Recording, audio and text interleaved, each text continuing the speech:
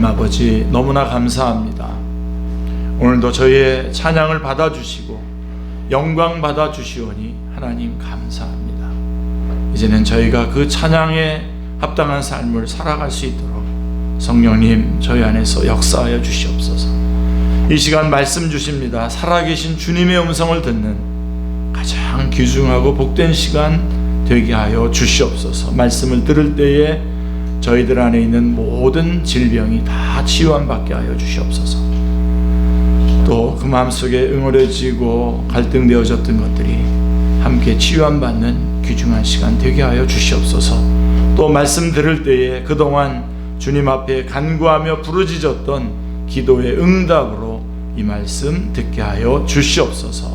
성령님 역사하여 주시옵소서. 주 예수 그리스도의 이름으로 기도드리옵나이다. 아멘.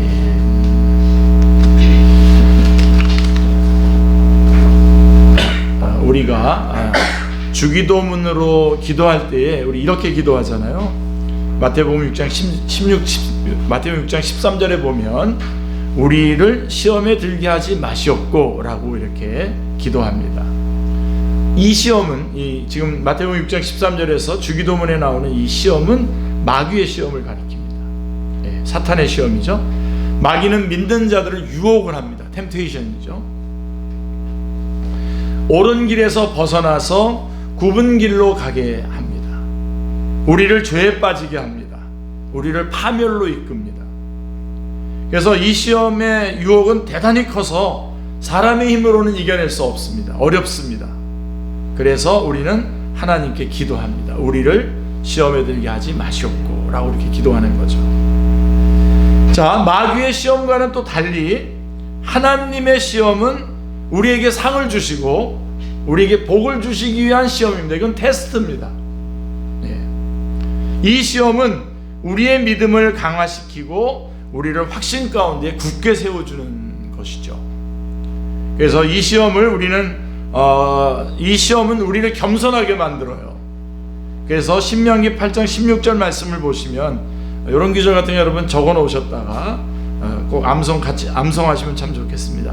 내 조상들도 알지 못하던 만나를 광야에서 내게 먹이셨나니 이는 다 너를 낮추시며 너를 시험하사 마침내 내게 복을 주려 하심이었느니라 라고 이렇게 말씀하고 있습니다. 신명기 8장 16절이죠. 그래서 이 시험은 우리를 하나님의 말씀의 끈으로 굳게 붙들어 매주죠. 그래서 이 시험은 우리를 성장시킵니다. 그래서 이러한 성장시키는 그 내용이 히브리서 12장 5절로 11절에 길게 잘 나와 있습니다. 그러니까 이 시험은 좋은 것을 주시기 위한 하나님의 배려와 사랑입니다. 하나님의 시험은 좋은 것입니다. 그래서 하나님은 사랑하는 자녀들이 반드시 하나님의 시험을 치르게 하십니다. 그러니까 우리가 당황하지 말아야 돼요. 그리고 기뻐해야 돼요. 그래서 하나님의 시험은 아무 때나 주어지지 않습니다. 그 대신 여러분 고린도전서 10장 13절의 말씀처럼 하나님은 시험 받는 자들을 잘 아시고 우리 10장 13절 올려주셨으니까 제가 한번 읽을게요. 사람이 감당할 시험 밖에는 너희가 당할 것이 없나니 오직 하나님은 미쁘사 너희가 감당하지 못할 시험 당함을 허락하지 아니하시고 시험 당할 즈음에 또한 피할 길을 내사 너희로 능히 감당하게 하시느니라. 힘이 나시죠, 그렇죠? 그래서 하나님은 우리 시험 받는 자들을 잘 아시고 그들이 그 시험을 치를 수 있는 준비가 되었을 때 시험을 하시는 겁니다. 테스트를 하시는 거죠. 그래서 누구나 이 시험을 통과하고 하나님이 주시는 상과 복을 받게 하십니다. 그러므로 하나님의 시험을 받는 것은 기쁜 일입니다. 아멘입니다. 하나님이 나를 사랑하시고 좋은 것을 주시고자 하시는 사인이기 때문입니다. 그래서 우리의 신앙의 여정에서 우리 항상 두 가지 시험이 있다는 것을 염두에 두어야 합니다. 첫 번째가 뭐냐면 마귀의 시험은 경계하고 그 시험에는 들지 않도록 기도해야 됩니다. 그러나 하나님이 우리를 시험하실 때는 기뻐해야 합니다. 그래서 오늘 본문에 나오는 아브라함에 대한 하나님의 시험은 하나의 본보기로서 예제라고 할 수가 있습니다. 우리에게 복을 주기 위한 한 시험 테스트의 예제. 만약에 우리가 수험생이라면 기출문제입니다. 그래서 한번 풀어보는 거죠. 그래서 1절 2절에 보면 아브라함이 어떤 시험 문제를 받았는지, 그리고 3절부터 10절은 그가 이 문제를 어떻게 풀어나갔는지, 그리고 11절부터 19절에서는 아브라함이 받는 상과 복이 무엇인지를 잘 말해주고 있습니다. 그래서 이것들은 하나님의 시험을 당하는 우리 모든 믿는 자들에게 좋은 연습 문제가 되는 것이죠. 그래서 잘 세밀하게 보시면 됩니다. 그래서 우리가 풀어야 할 아브라함에게 이미 출제되었던 문제를 함께 풀어보겠습니다. 자, 1절 2절에 보면 1절에 보세요. 1절에 그 일 후에 라고 이렇게 되어 있습니다. 하나님은 아브라함을 시험하시려고 그를 부르셨습니다. 아브라함아 하고 불렀죠. 1절에 아브라함이, 자 22장 1절에 그 일 후에 하나님이 아브라함을 시험하시려고 그를 부르시되 아브라함아 하시니 그가 이르되 내가 여기 있나이다 이렇게 말씀하고 있습니다. 그래서 이르시되 내가 여기 있나이다, 아브라함이 즉각 대답을 하죠.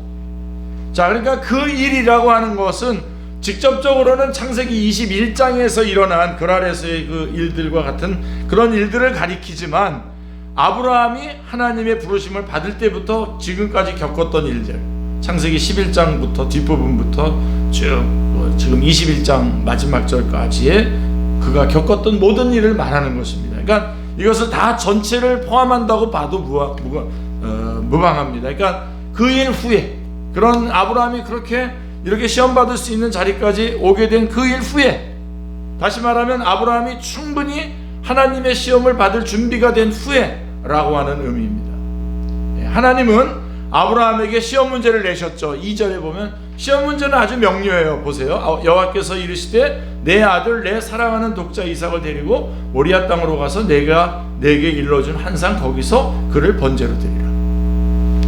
머리로 생각하고 하면 아주 쉬운 문제잖아요, 그죠? 아주 분명하고 명료합니다.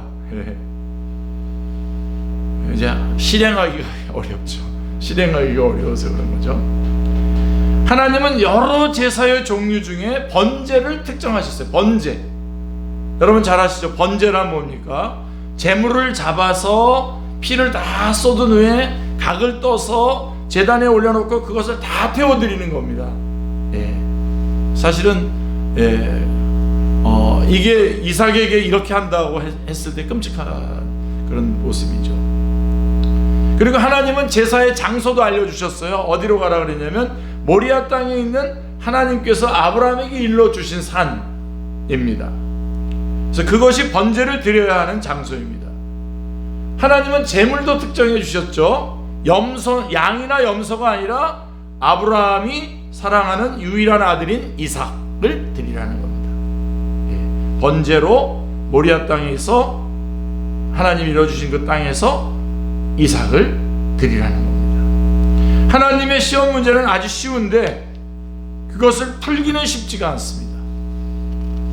자, 여러분들이 여기서부터 좀 집중하셔야 되는데, 머리를 써서 풀어내는 문제가 아니라 하나님이 명령하신 대로 행동해야 풀릴 수 있는 문제이기 때문에 그렇습니다. 행동해야 풀릴 수 있는 문제이기 때문에. 아브라함은 하나뿐인 아들 이삭을 사랑합니다. 사랑하는 아들을 지키고자 하는 것은 아버지의 당연한 마음이죠. 인륜에 해당하는 일입니다. 여기서 하나님의 말씀과 아브라함의 마음이 충돌을 일으킬 수 있습니다. 그래서 아브라함은 하나님이 내신 문제를 갖고 시비를 걸 수 있습니다. 하나님이 내신 문제에 대해서 항의할 수 있습니다. 하나님 이런 문제를 내시다니요. 하나님 부도덕한 분 아니십니까? 주변의 이방신들이 인신제사를 요구하던데 하나님은 그런 분이 아니신 줄 알았는데 하나님도 그런 신이시군요. 살인하지 말라고 하신 분이 지금 저더러 살인을 교사하는 것 아닙니까? 아들을 번제로 바치다니 너무 잔인한 것 아닙니까? 얼마든지 할 말 많죠.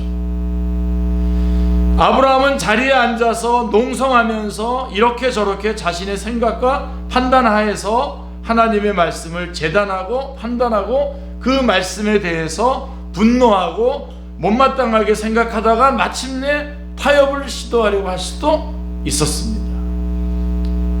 그게 하나님의 뜻이라면 아들 대신 저를 번제로 드리면 어떻겠습니까? 아마 여기까지 갈 수 있었을 겁니다. 그런데 아브라함은, 이 부분 여러분 중요하죠?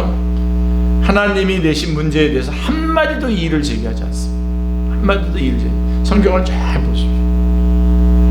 대신 하나님이 내신 문제를 찬찬히 들어보면서 깊이 생각해 봤습니다.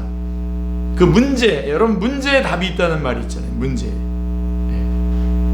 별로 이렇게 관심이 없군요. 문제에 답이 있다. 우리 백대진 형제님이 지금 저 설교 시간만 아니면 할 말이 많을 텐데. 자, 문제에 답이 있다는 말이 있어요. 문제에 답이 있어요. 그래서 하나님이 출제하신 문제를 가만히 들여다보면요, 하나님은 뭐라고 했냐면 내 아들, 내가 사랑하는 아들, 그 다음에 독자 이삭이라고 이렇게 사중으로 언급을 하고 있어요. 이 이삭에 대해서. 그러니까 하나님은 누구보다도 아브라함이 이삭을 사랑한다는 것, 그에게 이삭밖에는 없다는 것, 그리고 그 이삭만이 아브라함의 상속자라고 하는 것을 잘 알고 계시다는 것을 확인할 수 있었습니다.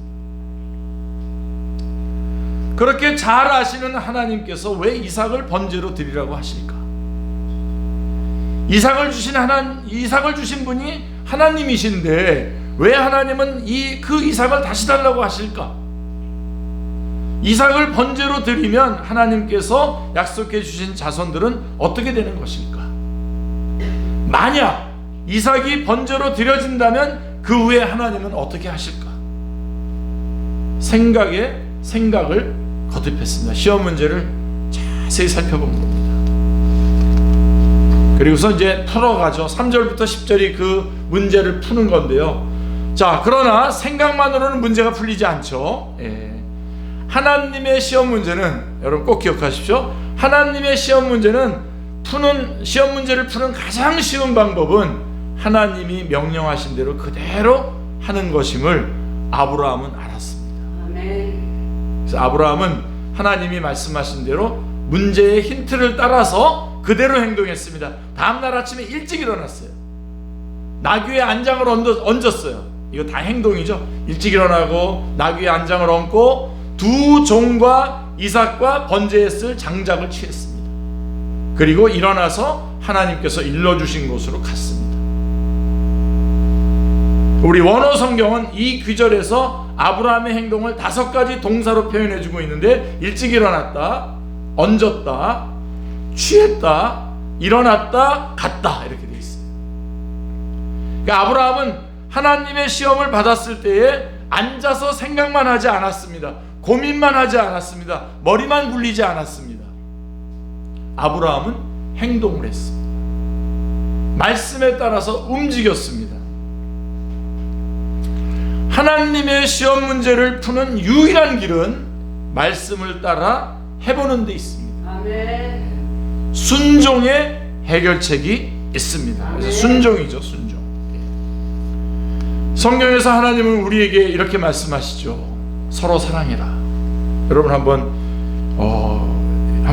이거 어떻습니까? 아내는 남편에게 순종해라.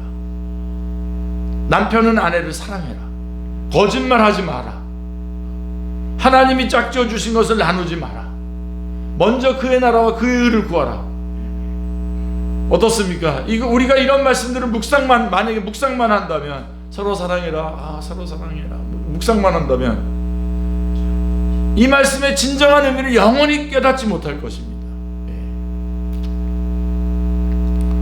그래서 진정한 부부관계가 무엇인지, 하나님이 이루시는 가정의 행복이 무엇인지 맛보지 못할 겁니다. 이렇게 하지 않는다면. 그러나 그 말씀대로 행동을 하고 순종하는 사람은 왜 하나님이 그런 말씀을 하셨는지 깨닫게 될 것입니다. 아멘. 성경은 그 말씀을 실천할 때 깨달아집니다. 아멘. 이 비밀을 여러분 꼭 붙잡으시기 바랍니다. 왜냐하면 치열한 삶의 현실과 그 안에서의 말씀에 대한 순종의 과정이 성령님 안에서 모두 해석되어서 기록되었기 때문에 말씀을 읽고 가서 순종할 때에 그 의미를 확실하게 깨닫게 되는 거죠. 그래서 스펄전 목사님은, 제가 너무나 좋아하는 스펄전 목사님은 성경을 읽다가 안 깨달아지면 잠시 성경을 덮어두고 나가서 살다가 돌아와서 다시 읽으라고 했습니다. 여러분 얼굴 표정이 나는 성경도 안 읽는데 이렇게 어떻게 되는 거죠? 성경을 읽으셔야 되고 묵상도 하시고, 근데 잘 안 풀리잖아요. 뭐 잘 이해가 안 되면 가서 살다가 돌아와서 다시 한번 읽으라. 그러면 알게 된다는 거죠. 여러분 그런 아주 뭐 너무나 잘 알려진 어떤 한 목사님이, 외국에서 있었던 일인데 어떤 한 목사님이 그 교회에 처음 부임을 해가지고 설교를 했어요. 성도님들 서로 사랑하십시오 라고 설교했어요. 그러니까 사람들이 은혜를 많이 받았어요. 근데 그 다음 주가 됐는데 목사님이 또 똑같은 설교를 또 똑같이 한 거예요. 둘째 주에도. 그때 그래, 우리 목사님이 뭐 이사 오시느라고 바쁘셔서 그대로 하시나 보다 우선 들었고, 셋째 주가 됐는데도 똑같이 얘기하고, 넷째 주가 됐는데도 똑같은 설교를 했던 거예요. 근데 여러분 누가 제일 용감하죠? 우리 교회에서 여전도회 회장님이 딱 들고 일어나가지고 이제 목사님 앞에 갔는데, 목사님 똑같은 설교를 이렇게 4번이나 하십니까? 그랬더니 목사님이 내가 이렇게 설교를 했는데 그렇게 살다가 돌아온 모습이 아니라 똑같이 제가 똑같은 설교를 했습니다. 그러니까 만약에 보세요, 서로 사랑하라 그랬는데 진짜로 살다가 다시 왔어요. 살다가 그렇게 사랑하려고 막 치열하게 하다가 다시 왔는데 또 사랑하라 그러면 어떤 마음이 들까요? 맞아, 저 말씀은 또 해야 돼. 정말 쉽지 않은 거야. 또 해야 돼. 또 말해줬으면 좋겠다. 그렇게 되면서 들리게 돼 있어요. 신앙생활이 자꾸만 막 이렇게 그 간격이 막 어떤 성도하고 어떤 성도가 간격이 넓어지는 이유가 뭐냐면, 그냥 한마디라도 그대로 살아보려고 싸우다가 다시 와서 말씀을 들을 때 다르거든요. 예를 들어서 한번 보세요. 지금 가정의 위기를 경험하고 있는 부부에게 아내는 남편에게 순종하고 남편은 아내를 그리스도가 교회를 사랑하신 것처럼 사랑하라 라고 하는 에베소서의 말씀을 이런 말씀은 이들에게 시험거리가 되겠죠. 지금 위기를 경험하고 있는데 사랑하라는 거 아닙니까? 사랑하라고 하고 순종하라고 하니까. 지금 자신들의 형편과는 너무나 동떨어진 말씀이기 때문에 그렇습니다. 에베소서의 이 말씀을 모르는 그리스도인들은 아무도 없습니다. 다 압니다. 남편은 아내를 사랑하고 아내는 남편의 말에 순종하라고 하는 거 다 알죠. 그러나 이 말씀을 행동으로 옮기는 그리스도인들은 많지 않습니다. 순종해 보지 않으면, 행동하지 않으면 하나님의 시험 문제는 풀리지 않습니다. 아브라함은 누구보다도 이것을 잘 알았습니다. 그래서 즉각 행동을 개시했습니다. 일찍 일어났습니다. 나귀의 안장을 얹었습니다. 두 종과 이삭과 장작을 취했습니다. 그리고 일어나 갔습니다. 3일째 되는 날 아브라함이 눈을 들어보니까 멀리에 그곳이 보였어요. 지정하신 곳이. 그게 4절의 말씀입니다. 아브라함이 종들에게 말했습니다. 5절에 너희는 나귀와 함께 여기서 기다리라. 내가 아이와 함께 저기 가서 예배하고 우리가 너희에게로 돌아오리라. 너무 재밌지 않습니까? 보세요. 이에 아브라함이 종들에게 이르되 너희는 나귀와 함께 여기서 기다리라. 내가 아이와 함께, 이삭인데 아이와 함께 저기 가서 예배하고 온다 그랬어요. 우리가 다시 돌아오겠다 그랬어요. 우리가 너희에게로 돌아오리라.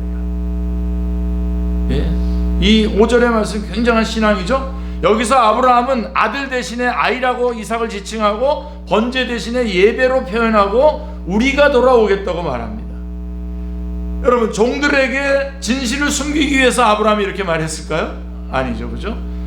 아니면 아브라함의 믿음을 이렇게 표현한 것일까요? 자, 이제 아브라함과 이삭 둘만이 함께 걸어갑니다. 종들은 이제 밑에서 기다리고요. 이삭은 번제에 쓸 장작을 지고 아브라함은 불과 칼을 쥐고 말없이 둘이 걸어갑니다. 오랜 침묵을 깨고 이삭이 아버지에게 묻습니다. 아버지여, 불과 나무는 있거니와 번제할 어린 양은 어디 있나이까? 아브라함이 대답합니다. 내 아들아, 번제할 어린 양은 하나님이 자기를 위하여 친히 준비하시리라. 그리고 다시 둘이 침묵 속에 발걸음을 갑니다. 쭉 옮깁니다. 구약학자 스키너라고 하는 분이 계신데 이 귀절을 이렇게 묘사했습니다. 이 대화는 형용할 수 없는 파토스를 불러온다. 파토스 감정입니다. 소년의 천진난만한 질문, 억누를 수 없는 아버지의 사랑, 그리고 어물쩍 넘어가는 듯한 아버지의 대답은 독자로 하여금 눈물 없이는 읽을 수 없게 만든다 라고 이렇게 묘사하고 있습니다. 여기 우리 켈빈, 종교개혁자 켈빈은 이 규절에 대해서 우리에게 좋은 적용점이 있다고 보았습니다. 저는 오늘 말씀을 우리 칼빈이 말한 이 부분을 좀 붙잡고 여러분에게 강조하고 싶습니다. 칼빈이 이렇게 말했어요. 주님께서 명령하실 때는 언제나 많은 일들이 끊임없이 일어나서 우리가 의도한 바를 흔들어 놓는다. 그리고 수단들은 실패하고 우리가 통제할 수 있는 것은 없어지고 모든 길은 차단된 듯이 보인다. 그러나 상황 속에서 절망에 대한 우리의 유일한 치료제는 그 일을 하나님께 맡겨드리는 것이다. 아멘. 그렇게 함으로써 전혀 없을 것 같은 길을 우리를 위해 그분께서 친히 내시도록 하는 것이다. 우리가 그분을 인식하는 것 외에 그분께 바랄 것이 전혀 없을 경우에도 우리가 하나님께 대해 불의할지라도 우리가 혼란스러운 상황 속에서 그분의 섭리조차 인지하지 못할 때라도 그분께 우리는 최고의 경배를 드릴 수 있는 여유가 있기 때문이다. 아멘. 그러니까 이러한 상황들이 막 모든 것이 다 끊어지는 때에 우리가 할 수 있는 유일한 치료책, 이러한 절망 가운데 우리가 할 수 있는 유일한 치료책은 그 일을 하나님께 맡겨드리는 것이다. 아멘. 오늘 여러분 이거는 꼭 붙잡으십시오. 그래서 아브라함은 하나님이 일러주신 곳에 이르러서 제단을 쌓고 장작을 벌려놓고 그 다음에 자기 아들 이삭을 묶어서 제단 장작 위에 올려놓았습니다. 그게 구절의 내용입니다. 그리고 칼을 들어서 자기 아들을 죽이려고 했습니다. 번제로 드리려고 했습니다. 아브라함은 하나님의 시험 앞에서 자신이 할 수 있는 일은 자신이 하고 할 수 없는 일은 하나님께 맡겨드렸습니다. 아까 여러분 칼빈의 말을 붙잡았는데 이제 이거로 더 합쳐서 붙잡으세요. 아브라함은 하나님의 시험 앞에서 자신이 할 수 있는 일은 하고 자신이 할 수 없는 일은 하나님께 맡겨드렸습니다. 성경 히브리서는 아브라함이 할 수 없는 일을 어떻게 하나님께 맡겨드릴 수 있었는지에 대해서 말씀해주고 있는데요. 히브리서 11장 17절로 19절 말씀을 보시면 아브라함은 시험을 받을 때에 믿음으로 이삭을 드렸으니 그는 약속들을 받은 자로 돼 그 외아들을 드렸느니라. 말씀을 보시면 말씀하시기를 내 자손이라 칭할 자는 이삭으로 말미암으리라 하셨으니 그가 하나님이 능히 이삭을 죽은 자 가운데서 다시 살리실 줄을 생각하니라. 하나님이 하실 일을 하나님께 맡깁니다. 비유컨대 그를 죽은 자 가운데서 도로 받을 것이니라. 만약에 죽이셔도 살려내실 거다. 네. 이로써 아브라함은 최고의 경배를 하나님께 드렸습니다. 여러분 하나님이 언제 영광 받으시냐고요? 하나님이 하실 일을 하나님께 맡겨드릴 때 하나님이 최고의 영광을 받으시는 거예요. 아멘. 하나님께 맡겨드림으로 하나님을 영화롭게 해드린 것입니다. 아멘. 많은 분들이 하나님은 자신에게 할 수 없는 일을 맡기시지 않을까 두려워합니다. 그러나 하나님은 우리에게 할 수 없는 일을 시켜서 괴롭히시는 분이 아니십니다. 다 아멘하세요. 아멘. 이것 때문에 막 삐져 있는 분들 많던데 하나님 자기만 손해요. 칼빈이 말한 대로 우리가 하나님의 시험을 받을 때 모든 의도한 것들이 흐트러지는 경험을 합니다. 내 손에 안 잡혀요. 상황은 내 뜻대로 흘러가지 않고 내가 통제할 수 없는 쪽으로 흘러갑니다. 그때 우리가 할 수 있는 일과 할 수 없는 일을 구분할 수 있는 것이 아주 중요합니다. 우리가 할 수 있는 할 수 없는 일이 뭡니까, 여러분? 이것도 다시 이제 거기다가 아까 붙잡은 말씀에다가 다시 한번 꼭꼭 같이 붙잡아 놓으세요. 상황을 바꾸거나 상황을 통제할 수는 없잖아요, 우리는 그거는 못해요. 그러나 그 가운데서도 우리가 할 수 있는 일이 있지 않습니까? 네? 우리가 할 수 있는 일, 할 수 없는 일은 하나님께 맡겨드리고 할 수 있는 일을 하는 것이 하나님께 대한 최고의 경배가 된다는 사실을 아브라함을 통해서 보여주었습니다. 한번 예를 한번 들어볼게요, 여러분. 조금 좀 부족한 것 같은데 한번 들어보십시오. 자, 자식 문제는 부모가 어떻게 할 수 있습니까? 할 수 있다고 말하는 사람이 있으면 그건 진짜 교만입니다. 할 수 없습니다. 자식 문제를 우리가 어떻게 합니까? 뭐 자식을 뭐 죄송한 말입니다. 자식을 뭐 때려잡을 수도 없고 때려잡아서 통제할 수도 없지 않습니까? 그런데 많은 부모님들이 자식을 통제하려고 해요. 할 수 없는 일을 하려고 합니다. 거기에서 많은 문제가 생기는 거예요. 그래서 첫 번째로 할 수 없는 일은 하나님께 맡겨드려야 돼요. 그리고 할 수 있는 일을 해야 돼요. 할 수 있는 일이 있잖아요. 자녀들을 사랑할 수 있잖아요. 사랑, 여러분, 사랑은요, 뭐 사랑을 제가 뭐 아주 간단하게 요약을 하면 사랑이 뭐냐? 안 믿는 사람에게는 전도하는 거고 믿는 사람을 위해서는 믿는 사람에게는 기도하는 겁니다. 사랑할 수 있잖아요. 내 자녀를 위해서 그 상황을 통제할 수는 없지만 우리 애가 교회도 안 나오고 또 뭐 잠깐 나쁜 데로 빠지는 것 같은데 그거를 어떻게 우리가 인위적으로 막을 수 있습니까? 못 막죠. 하나님께 맡겨드리고 내가 할 수 있는 것은 그 아들을 사랑하는 거예요. 그 아들을 위해서 기도하는 거예요. 그리고 가르치고 친밀감을 만들어서 같이 이야기하고 교훈을 주고 그건 할 수 있잖아요. 그걸 하는 겁니다. 이것은 맡기고요. 그렇게 할 때 하나님이 최고의 영광을 받으시고 그 문제를 풀어주시는 거죠. 아멘. 답을 주시는 겁니다. 중간에 괜히 포기하지 마세요. 우리 애는 안 바뀌어.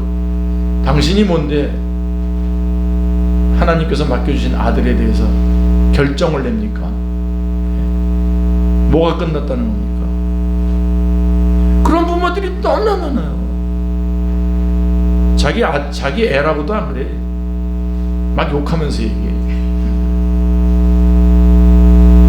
뭐 요즘 우리 한국교회 뭐 어린 심령들이 많이 교회에 없다 그러는데요. 우리가 할 수 있는 건 기도하면 됩니다. 기도할 수 있잖아요. 그 어린 심령들을 사랑할 수 있잖아요. 아멘. 한 명이 나타났다. 그리고 우리 안에 있는 자녀들을 위해서 우리가 눈물로 기도할 수 있잖아요. 하나님 앞에.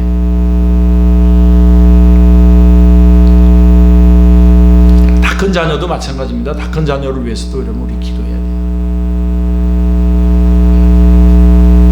그래서 이제 하나님의 시험은 아브라함을 힘들게 하기 위한 것이 아니었다는 것이죠. 아멘. 아브라함에게 상과 복을 주시기 위한 것이었어요. 예. 아브라함이 칼을 들어 자기 아들을 죽이려고 하는 순간에 천사가 하늘로부터 그를 불러 막았습니다. 그리고 말했습니다. 12절에 보시면 사자가 이르되 그 아이에게 내 손을 대지 말라. 그에게 아무 일도 하지 말라. 내가 내 아들 내 독자까지도 내가 아끼지 아니하였으니 내가 이제야 내가 하나님을 경외하는 줄을 아노라. 예. 뭐 그동안에 하나님이 잘 모르셨다가 이제야 비로소 알게 되었다는 그런 의미가 아닙니다. 아브라함의 믿음이 행위로 나타났을 때에 그 믿음을 확증해 주신 말씀입니다. 아브라함의 믿음이 곧 행위이고 행위가 곧 믿음이라고 하는 도장을 찍어 주셨습니다. 또한 확증에 대한 보너스로 수양 한 마리를 친히 준비해 주셨어요. 그게 13절 말씀입니다. 하나님은 시험하시는 분이시지만 동시에 준비하시는 분이십니다. 아멘. 우리를 시험하시는 하나님은 여호와 이레이십니다. 네, 뭐 우리 여러분 잘 알다시피 우리 금요기도 때도 늘 전사님 강조하시는데 저도 강조하는 말씀인데 하나님께서 뭔가를 명령하시면 거기에 약속이 따라오고 하나님이 명령하시면 능력이 따라오고 아멘. 붙잡으십시오. 그래서 하나님은 우리를 시험하실 뿐만 아니라 테스트하실 뿐만 아니라 그 시험을 풀 수 있도록 풀고 난 다음에 상급까지도 준비하고 계시는 분이시다. 아멘. 이게 사실 쾌지나 칭칭 나는 거예요, 우리 예수님 믿으면.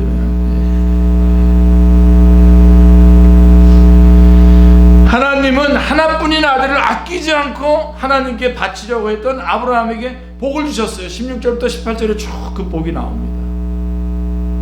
우리 전사님이 좀 올려주실까 모르겠네. 16절부터 18절에 하나님은 하나뿐인 아들을 아끼지 않고 하나님께 바치려고 했던 아브라함에게 복을 주셨습니다. 아멘. 그 자손을 하늘의 별처럼 바닷가의 모래처럼 많게 하시고 원수의 성들을 정복하여 땅을 얻게 하셨습니다. 아브라함이 하나님께 복종했기 때문에 그의 자손 곧 예수 그리스도를 통해 땅 위의 모든 나라들이 복을 받게 하셨습니다. 아멘. 그러니까 결국은 가만히 보면 이 아브라함의 복종은 자식이 소중하게 여기는 것, 자신이 소중하게 여기는 것도 하나님이 명령하시면 드려야 된다라고 하는 그리스도인의 헌신에 대한 자세를 말하려고 하는 것이 목적이 아니었어요.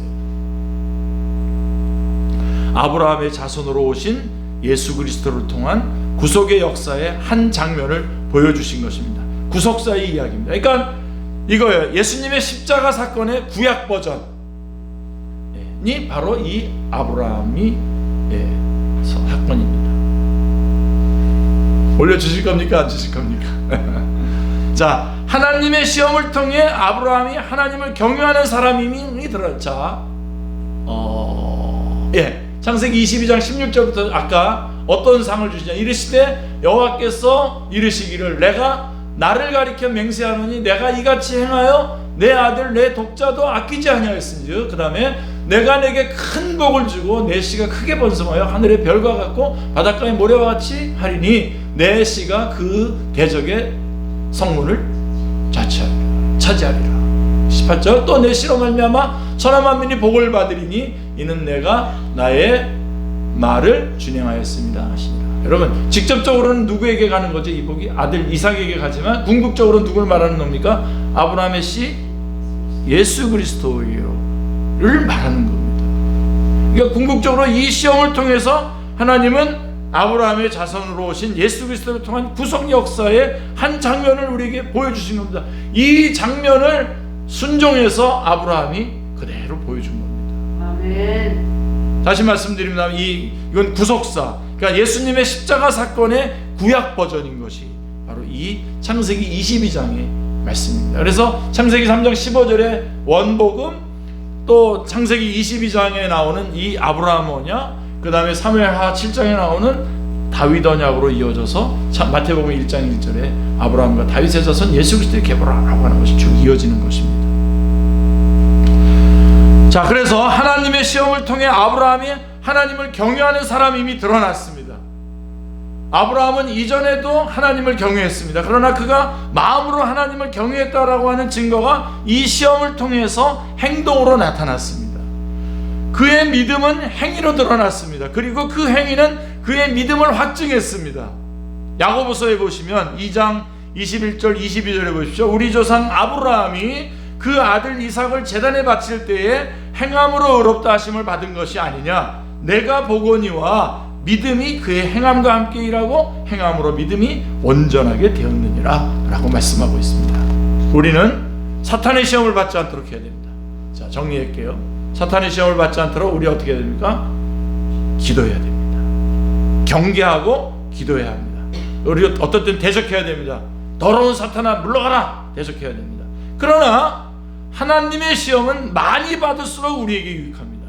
그래서 우리는 기뻐하고 행동해야 합니다. 아멘. 하나님의 시험을 받을 때 우리는 아브라함처럼 행동하는 사람이 되시기를 기도합니다. 그리고 할 수 있는 것은 하고 할 수 없는 것은 어떻게 하나님께 맡겨드리는 사람들이 되시기를 기도합니다. 또 그렇게 함으로써 최고의 경배를 하나님께 영광, 하나님의 하실 일을 하나님께 맡겨드리는 것이 우리 인간이 할 수 있는 최고의 영광을 올려드리는 겁니다. 놓치지 마십시오. 하나님의 시험을 통해 하나님이 주시는 상과 복을 풍성히 받아 누리는 사랑하는 우리 축제교회 모든 성도님들 다 되시기를 주님의 이름으로 축원합니다.